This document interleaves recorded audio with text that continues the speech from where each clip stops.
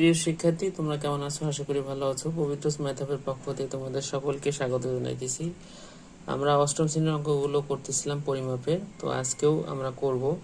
আর সম্ভবত আজকে আমাদের পরিমাপের অঙ্কগুলো শেষ হবে, সামনে আমরা নতুন অধ্যায় শুরু করব। আর তোমরা যারা তোমাদের যদি অন্য কোনো অঙ্কে সমস্যা হয়ে থাকে অবশ্যই কমেন্টে জানাবে, আমরা সেই অঙ্কগুলো নিয়ে আর একটা ভিডিও তৈরি করব। যাই হোক, চলো শুরু করি। দেখো, আজকে আমরা ইম্পর্টেন্ট অঙ্ক, যেটা বুঝেছি যে এটা অনেকেরই সমস্যা হয়, এই অঙ্কটা। যদিও ধরনের একটা অঙ্ক আমরা করেছি, আর এই অঙ্কটা, এই দুইটা অঙ্ক আমরা করব।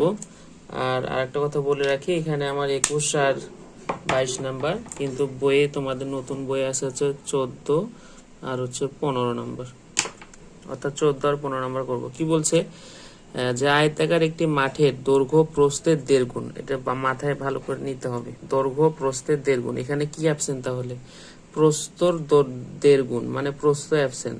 প্রস্থ যত পাবা দৈর্ঘ্য তার 1.5 গুণ হবে। অর্থাৎ প্রস্থ যদি 3 হয়, দৈর্ঘ্যের সাথে যায় 1.5 গুণন 3 হবে। ঠিক আছে। প্রতি বর্গমিটারে এত টাকা দরে ঘাস লাগাতে এত টাকা ব্যয় হয়। অর্থাৎ এখানে বলে দিছে যে 1 বর্গমিটারে 1.90 টাকা যদি দরে ঘাস লাগানো যায়, তাহলে এত টাকা ব্যয় হয়। কারণ প্রতি মিটারে এত টাকা ঘাস লাগালে মাঠের চারদিকে বেড়া দিতে কত খরচ হবে। কারণ এই হিসাবটা বাদ, আমাদের যে লাস্টের লাইনের হিসাবটা বাদ, আমরা আগে এইটুকু করবো। এখন এখানে দেখো, দৈর্ঘ্য প্রস্থের 1.5 গুণ, এখানে আমরা বুঝতে পারতেছি সহজ একটা কথা যে প্রস্থ ধরতে হবে, আমরা আগেও অঙ্ক করেছি। আর এখানে দেখো, প্রতি বর্গমিটার, অর্থাৎ 1 বর্গমিটারে খরচ হয় এত টাকা। এখন তোমাকে এত টাকা ব্যয় হয়েছে, এখান থেকে আমাদের আগে ক্ষেত্রফল বের করে নিতে হবে। ঠিক আছে, আমরা যদি অঙ্কে যাই, দেখো যে অঙ্কে যেমন ছিল যে এই 1 বর্গমিটারে খরচ হয় কত টাকা, যেহেতু আমাদের ক্ষেত্রফল, বর্গমিটার মানে কি ক্ষেত্রফল, হ্যাঁ, এটা মানে হচ্ছে ক্ষেত্রফল। তাহলে 1.90 টাকা ব্যয় হয় 1 বর্গমিটারে, অতএব 1 টাকা ব্যয় হয় এত বর্গমিটারে। আর যেটা প্রশ্নে দেওয়া ছিল 110,260 টাকা খরচ হয় তোমার এত বর্গমিটার, অর্থাৎ 5400 বর্গমিটারে তোমার হচ্ছে এত টাকা যদি তুমি খরচ করো, এত বর্গমিটার ঘাস লাগাতে পারবে। তাহলে এটা তোমার কি বাড়াইলো? এটা বাড়াইলো হচ্ছে তোমার কি ক্ষেত্রফল, অর্থাৎ আয়তাকার মাঠের ক্ষেত্রফল হচ্ছে 5400 বর্গমিটার। এখন কি ছিল প্রশ্নে? প্রশ্নে ছিল যে আমরা যদি দেখি যে দৈর্ঘ্য প্রস্থের 1.5 গুণ। ঠিক আছে, দৈর্ঘ্য প্রস্থের 1.5 গুণ, তাহলে আমরা প্রস্থ ধরতে হবে প্রস্থের 1.5 গুণ, তাহলে প্রস্থ ধরে নিতে হবে। প্রস্থ হচ্ছে এক্স মিটার, দৈর্ঘ্য কত হবে? 1.5 গুণ মানে কি এর সাথে 1.5 গুণন, প্রস্থের 1.5 গুণন, হ্যাঁ, তাহলে হচ্ছে 1.5 গুণন কত? এক্স, তাহলে কি হবে 1.5x। এখন তাহলে এখানে দেখো একটা ক্ষেত্রফল দেওয়া আছে, তাহলে তুমি এখান থেকে একটা এই দৈর্ঘ্য প্রস্থ দেওয়া আছে, আরেকটা ক্ষেত্রফল পাবে না? আরেকটা ক্ষেত্রফল কি? আয়তাকার মাঠের ক্ষেত্রফল কি? দৈর্ঘ্য গুণন প্রস্থ, তাহলে কি 1.5x²। এটা তোমার কি দাঁড়াইলো? এটা দাঁড়াইলো হচ্ছে ক্ষেত্রফল। এটা কার ক্ষেত্রফল? এই যে ধরা যে ক্ষেত্রফলটা তুমি নিয়েছো সেটার ক্ষেত্রফল। এখন দেখো, একই মাঠের ক্ষেত্রে তুমি এখানে একটা ক্ষেত্রফল পেয়েছো, আবার এখানে একটা ক্ষেত্রফল পেয়েছো, তাহলে দুইটা ক্ষেত্রফল একই মাঠের না, তাহলে দুইটা সমান। তাহলে আমরা লিখতে পারি প্রশ্ন মতে 1.5x² ইকুয়াল হচ্ছে 5400, কারণ এই পাশেও ক্ষেত্রফল, এই পাশেও ক্ষেত্রফল। এখান থেকে এক্স এর মান বের করবো, এক্স এর মান বের হবে হচ্ছে 60 বর্গমিটার, সরি 60 মিটার। আচ্ছা, 60 মিটার। এখন 60 মিটার যদি হয়, তাহলে প্রস্থ কি হবে? প্রস্থ হচ্ছে 60 মিটার, এক্স এর মান কত? এই যে প্রস্থ ধরছিল যে এক্স, তাহলে এটা হচ্ছে 60। তাহলে এখানে কত দাঁড়াইলো? তাহলে 60 হচ্ছে প্রস্থ, তাহলে এখন কি বাড়াবে? এখন তোমার হচ্ছে দৈর্ঘ্য কত? দৈর্ঘ্য মানে কি?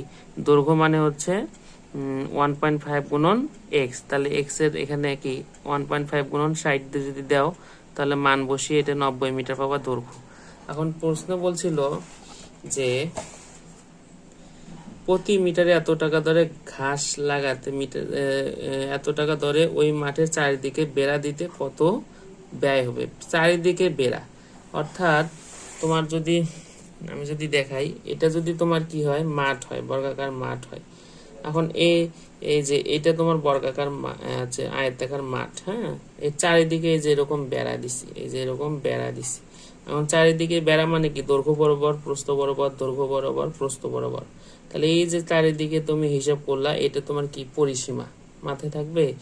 চতুর্দিকে হিসাব যখন আসবে তখন সেটাকে বলবো আমরা পরিসীমা। এই জন্য এখানে আমার পরিসীমা বের করতে হবে। তাহলে মাঠের পরিসীমা কি, 2 গুণন দৈর্ঘ্য যোগ প্রস্থ।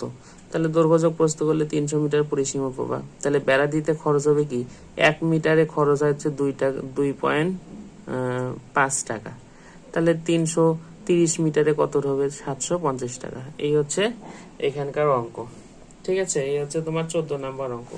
এখন যদি আমরা 15 নম্বর অঙ্কটা দেখি, যে একটি ঘরের মেঝে কার্পেট দিয়ে ঢাকতে মোট এত টাকা খরচ হয়।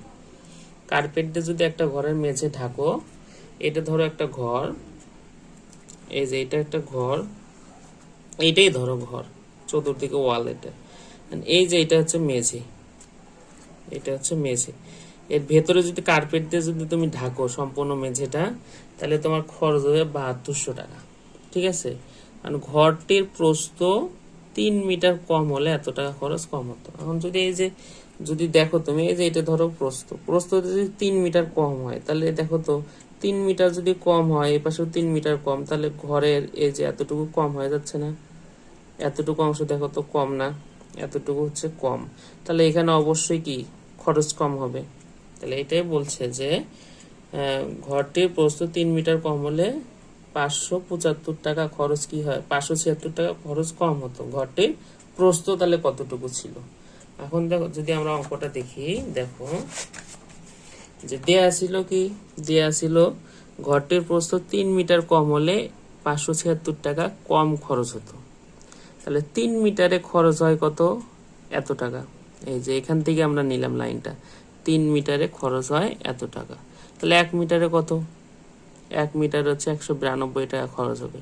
তাহলে এখান থেকে আমরা কি বুঝলাম, যে ঘটের প্রস্থ যদি 3 মিটার যদি কম হয়, তাহলে খরচ হয় কত, 576।